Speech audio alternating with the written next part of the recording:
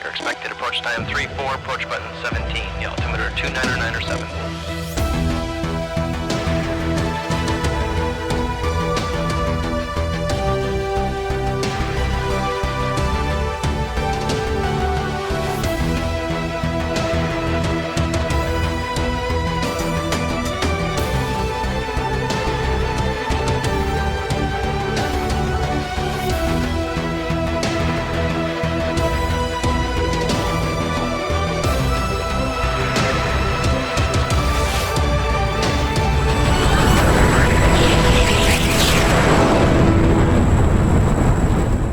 Welcome to the DCS Situation Report.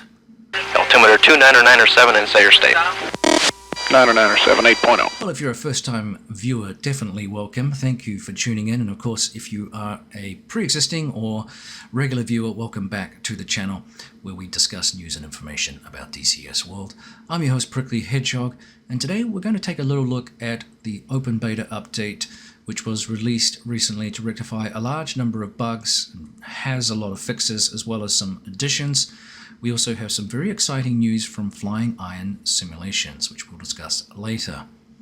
Before we do any of that, I think it's worth doing a little bit of a recap from earlier this week regarding the long-awaited addition of the Phantom F4E into DCS World, thanks to a surprise announcement from FLIR Simulations. Now, we don't need to rehash this with any great detail. That's already been covered in my earlier video this week, but the addition of a Phantom variant into DCS World has long been asked for and will of course be a great accompaniment to the Cold War aircraft in the game. It could also provide some Red 4 options, as I believe up to 11 different nations have used this aircraft in our recent history. Obviously, it has an iconic look, has a proven combat record, and many of you have even asked, will there be a Southeast Asian map to accompany its release? Well, sadly, we have no information on maps of that nature, but it's certainly something that has been discussed among the community many times previously. Who knows, perhaps another third-party group may come to the rescue, but unless it's in production right now, I can't see anything being released on time to pair with the mighty aircraft, sadly. Stay tuned. If that changes, I'll certainly let you know. Weather is average. Altimeter is 997. Let's turn now to the DCS core engine, which basically was quite a large patch covering a lot of fixes. Not the huge patch that we saw perhaps in December, but certainly significant enough that it covered, as I said, a large number of changes. Obviously, I'm not going to go through all of these, but a couple of highlights include things like the AI escorts punctually pitching up and down during their task. Things like that have been fixed. We have the AI aircraft now only popping flares when threatened by planes able to carry missiles. The AI wingmen don't copy flight leader formation lights on planes only. That's been fixed. Regards helicopters in the AI variants, they have fixed some bugs that leads to helicopters hitting the ground during maneuvering and colliding during flight. They have also updated the sonic boom for medium distance as well. That's been added. So again, a lot of different things have been added, just too many for me to go through every single one. Well, let's turn now to the Viper by Eagle Dynamics, which is really receiving a lot of updates in pretty rapid form. You would have noticed a video last week from WAGS on dive toss bombing mode. That has been added. They now have the ALQ 184 long pod, and Bogey Dope actually did a little video on what this pod likely means for the aircraft in terms of survivability. A lot of the electronic stuff associated with these pods is, well, classified and pretty secret. So if there's something that you can share about how these things work and what it means for survivability without, of course, breaching state secrets, feel free to chip in. If there's anything that perhaps is wrong here, do let us know as well. This is a caveat that comes a little bit from the air warfare group, and generally we try to be as accurate as we can in our information. So a couple of other changes which I won't go through. One is that the wing tanks contained fuel even with the wings whipped off. So these are sort of more aesthetic, functional things rather than critical components of the aircraft. But that realism is also very, very important for DCS, and we love to see that kind of stuff. Again, I'll refer you back to the changelog if you want to know a little bit more about what's going on with that. The Hornet received updates. including things like the MVGs not allowing you to do an auto start. So that has been rectified. The Hind also received an update with regards to the collective automatic snap moving in certain modes, and a user found that and reported it, which has again been rectified. The Viggen by FLIR saw some more updates, and remember that at the end of last year, December, we saw a major update to FLIR's aircraft. The Tomcat 2, there was some adjustments to the flight model for the AIM-54 to more closely correlate with CFD research, which is cool. And they've also fixed lofting definitions for the AIM-54, so the AI should now loft their AIM-54s as well, which is awesome. They've added a collision box to the USS Forrestal for the LSO platform, allowing placement of crew and objects, which is neat. So again, I won't go through all of these. The JF-17, or the JEF, by Decker Ironworks, has received updates. The MiG-21, the C-101 Aviojet has received updates. Big updates for the Harrier from Razbam, and particularly so for the Mirage. The autopilot area particularly received a lot of changes and fixes and updates, which is great news. Again, the list is too long to go through. Moving on to the MiG-19, also by Razbam, and I recently purchased this aircraft. They have done a lot of work here to add quite a few switches, lamp test buttons, and so on and so forth, just to add some more realism to this aircraft. It's quite an extensive list of things, so looking forward to seeing what that looks like. I haven't had enough time in this aircraft to get to grips with it yet, but I do enjoy its It's got a sort of rustic feel to it, and it is kind of fun to fly, so I'm looking forward to getting more time in the cockpit with that particular aircraft. A few updates for the A-10C2 tank killer by Eagle Dynamics. A laser designator can't be repaired or checked and maintained by the ground crew. That's been fixed for the Black Shark. We have some updates to the Mosquito, including things like a fixed paint link in a nacelle, and they've modified the exhaust stacks, among other things. Changes to the DCS channel map, and also many of the campaigns received updates. Some extensive, some just little fixes, but the Black Sea Resolve 79 campaign received an update. The Blue-Nosed Bastards of Bodny campaign by Reflected Simulations received an update. The Big Show campaign by Reflected Simulations received an update. The FW190A8 Horrido campaign by Reflected Simulations received a couple of updates there. The BF109K4 Jagdflieger campaign by Reflected Simulations, some changes. The Paradise Lost campaign by Reflected. The Zone 5 campaign by Reflected. Several new things, including a brand new exposure mission with a PDF. And there were some F4Es. The skin folder name has been fixed. Those are actually in the game. I don't know what they represent exactly, but anyway, they, in terms of a FLIR module, but nonetheless, the aircraft sits there, which is really cool. Changes to the F-16 Red Flag 21-1 campaign by Bunyap, the Georgian War campaign by Baltic Dragon, the Enemy Within 3 campaign by Baltic Dragon, the Red Flag campaign by Baltic Dragon for the Mirage, the Iron Flag Part 1 campaign by Baltic Dragon for the A-10 received numerous updates. The Serpent's Head 2 campaign by Badger 633, a couple of updates. Rise of the Persian Lion campaign by Badger 633, also an F-18 campaign, a couple of adjustments there. The A-10C Operation Persian Freedom campaign by Ground Pounder Sims, about 3 updates there. So, as I mentioned, the changelog is just too extensive for me to read out everything, so bear with me. I will refer you, of course, to the link itself if you're looking for specific changes to a favorite aircraft, or if you want to delve more into the nitty-gritty, do check that out.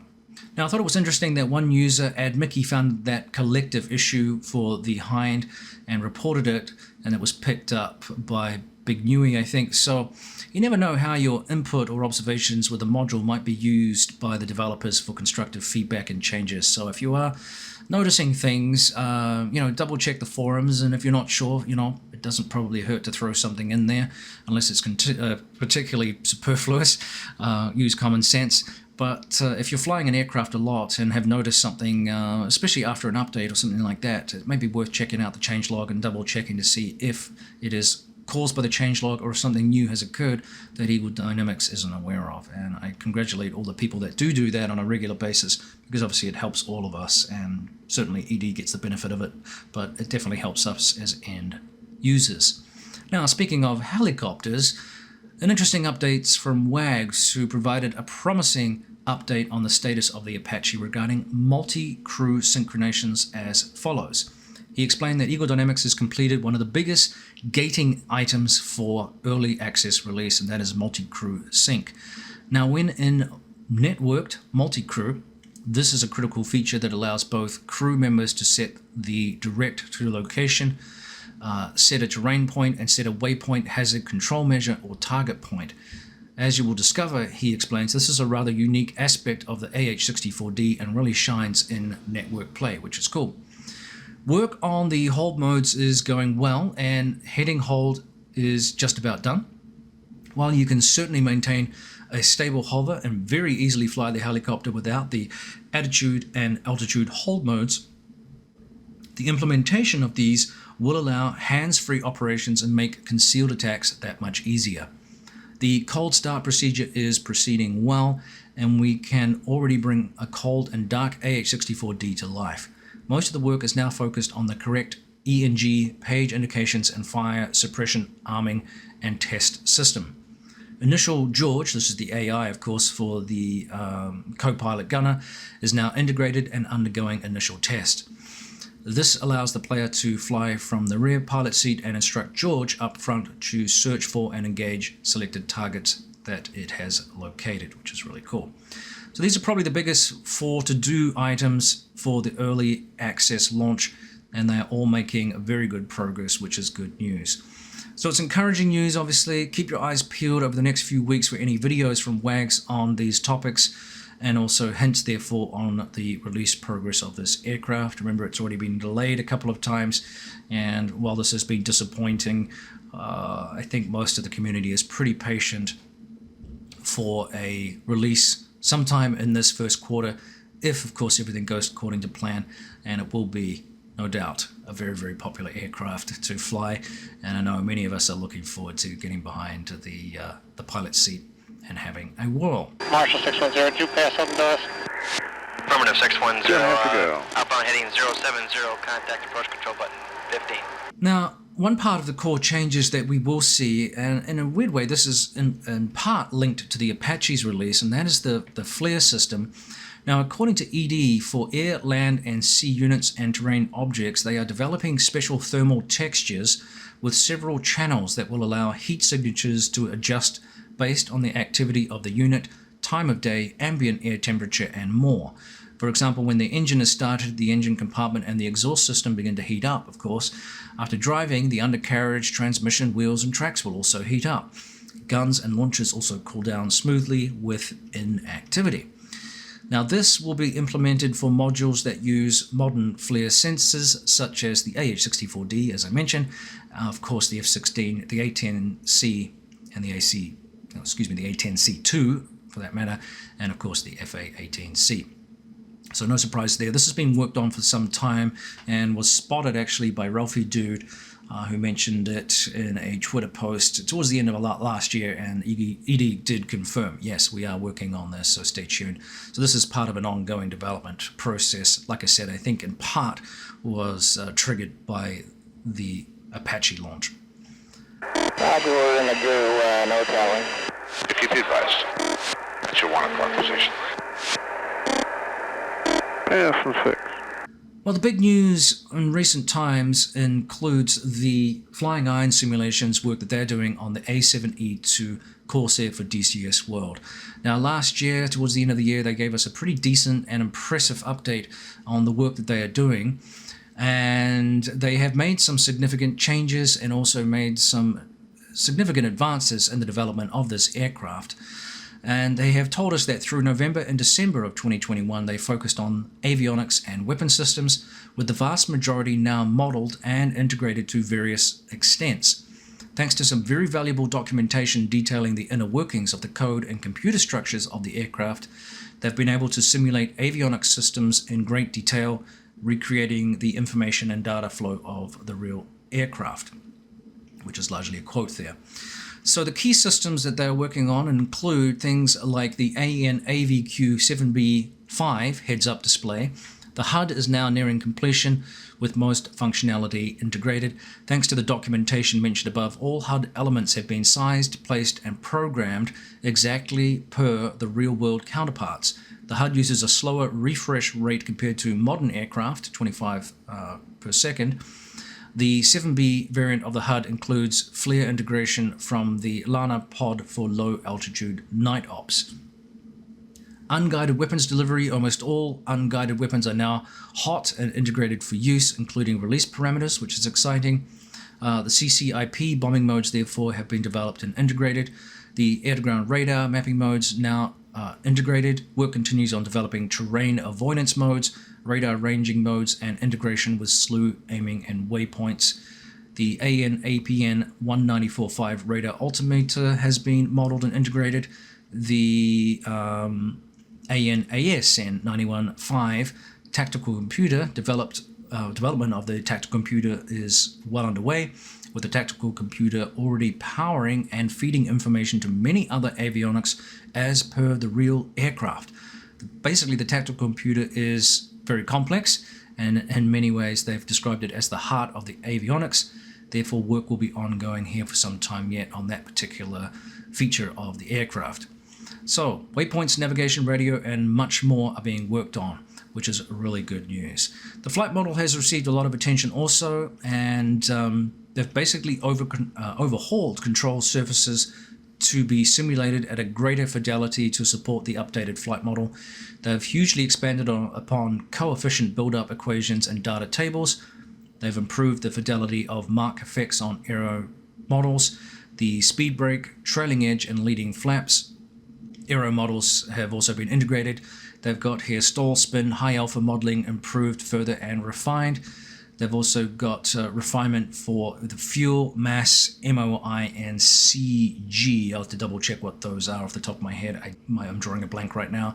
And of course, much, much more. Now, one of the big things that they have done here, which almost sounds suicidal, but they decided that it was necessary.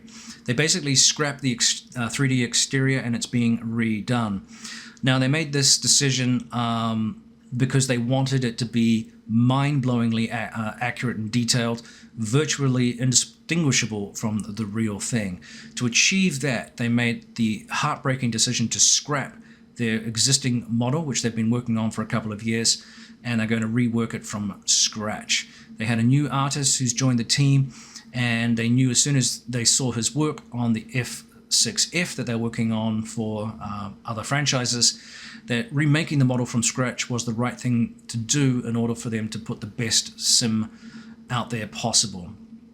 Obviously, it's cost them quite a bit of time, but the quality they recommend or have advised must come first. And based on the work that's being done, they believe that they've made the right decision, and it's only taken a few weeks to get some of this going. So we'll have to see how this continues and this model evolves over the coming year. Hopefully we start seeing some flyable models being introduced to us as a release, perhaps I would imagine in the 2023 mark. But early days, we'll see how this model evolves. I know a lot of you have expressed interest in it. And of course, we do have a lot of exciting stuff going on in third-party development right now. Now, I think I would be remiss here in not mentioning the addition of third-party mods as we segue into this, the plethora of which is almost out of hand right now. We have various independent individuals and small groups that have launched aircraft that are really filling in nice little niches in corners of the game that ED really isn't able to work on for a variety of reasons. and also along with the official third-party partners as well. So we're talking here specifically the unofficial ones, and this ranges in aircraft like the C-130, a heavy aircraft, all the way to more recent releases like the Black Hawk UH-60 and very recently the Su-30. I'm aware that we even have a Eurofighter as well. Now, many of these mods are in varying stages of quality and development, of course. The A4 Skyhawk, which I'm a little bit more familiar with, probably is one of the more further along ones, and I would not be surprised, if it becomes a sanctioned module. The C-130 similarly looks really, really good and is probably in that same pipeline. Now, currently the mods are free and they are slottable into the game in the user saved games files. Don't put these into the core files of the game, of course, or they'll be ripped out in the next downloadable update. Now, it's a huge boom for players looking to find, as I mentioned, a niche not accessible from the official free and paid software, obviously. Some of the modules easily rival the Flaming Cliffs 3 non-clickable modules for functionality, and some exceed, like the A4, for example, which has a very clicky cockpit. And while it may lack the quality of rendered graphics of the professional modules, that's to be expected, it can't be ignored that the quality of these modules is actually quite incredible, especially when these dedicated modders are doing the work in their spare time without any financial reward. It's a win-win for the community and supplements the amazing work by a lot of people creating aircraft, skins, missions, and other objects in the game. Hats off to all of you. I really appreciate the dedication. Keep it going. We've got some exciting things going on in the game right now. Now, as mentioned, the third-party campaigns are also a huge bonus and are becoming increasingly realistic with voice acting, prompts, and all the other wizardry that goes on in some of these complex missions. I'm particularly looking forward to Baltic Dragon's latest work with author Kevin Miller from Raven 1. This one is going to be Raven 1 Dominant Fury, which will feature some long missions and therefore, you guessed it, some refueling. Oh, you better bet your bingo. I think this brings us to the end of another busy and tiring week for me. I've been under the weather all week, likely fighting off another annual cold or similar. I've got some sore throat and fatigue going on, so I could really do without it. And of course, work offers no respite. But I want to thank you all for the support of the channel. If you enjoyed the video this week, please like and subscribe if you'd like to see more content like it. A comment or two below also helps. I was intrigued to see that a few heavy hitters in the content creating community are also looking to take a swing at news-related videos recently. It seems to be becoming more prevalent. I don't consider myself in the same league as some of the heavy hitter peeps that I'm referring to.